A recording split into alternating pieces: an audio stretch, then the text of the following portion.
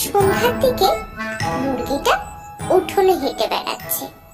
এমন সময় শেয়াল এসে বলল, কি হে মুরগি বন্ধু, কি করছো? খাওয়া দাওয়া হলো? আরে শেয়াল ভাই যে এই সন্ধ্যের দিকে একটু হাঁটাহাঁটি করছে আর কি। তুমি এদিকে কি করতে? আর সত্যি কথা কি বলবো তোমায়, এই যে বড় জঙ্গলে আমি থাকি, একটা মনের মতো বন্ধু নেই আমার, জানো। তাই তো তোমার সাথে একটু গল্প করব বলে চলে আসি। আর এই যে তোমার মধুর গলার স্বর, আমি তো সকাল সকাল তোমার ডাকে ঘুম থেকে উঠি। তুমি একটু বেশি প্রশংসা করো শেয়াল ভাই, কই আর তো কেউ এরম বলে না। সেই তো ব্যাপার গো, সবার প্রশংসা করার মতো মন থাকে না। এই যে আমি ভাবি, তো তুমি যদি আমাদের সঙ্গে জঙ্গলে থাকতে কত ভালো হতো। তোমার মিষ্টি মধুর ডাকে সকালের ঘুম ভাঙতো।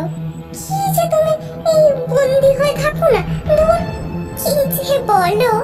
মালিক আমার বড্ড ভালো মানুষ, আমি ডিম দিই রোজ, আর মালিক আমার পেট ভরে খেতে দেয়। আমি বন্দি কই, আমি তো ভালোই আছি। সে কি, তুমি তোমার ছানাদের বিক্রি করো? সেটা তুমি আবার গর্ব করে বলছো? ছি ছি বন্ধু, ছি। কিন্তু শেয়াল ভাই, এটাই তো নিয়ম।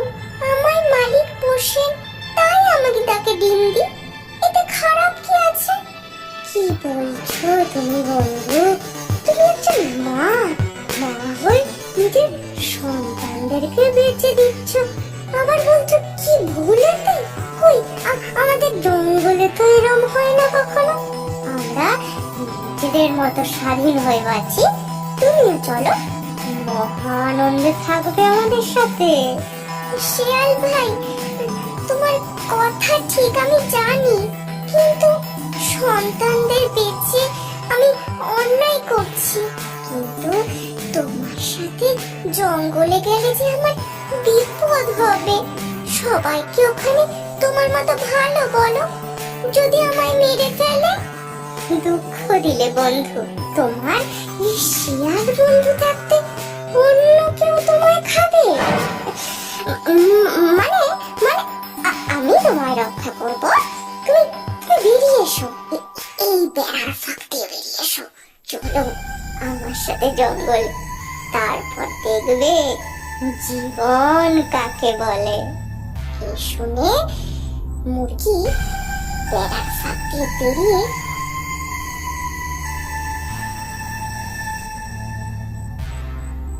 শিয়ালের সঙ্গে জঙ্গলের দিকে যেতে শুরু করলো।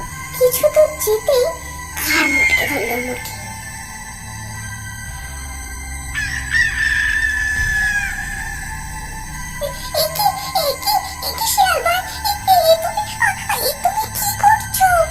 অনেক বোকা দেখেছি, তোমার মতো বোকা দেখিনি এর পরের জন্মে।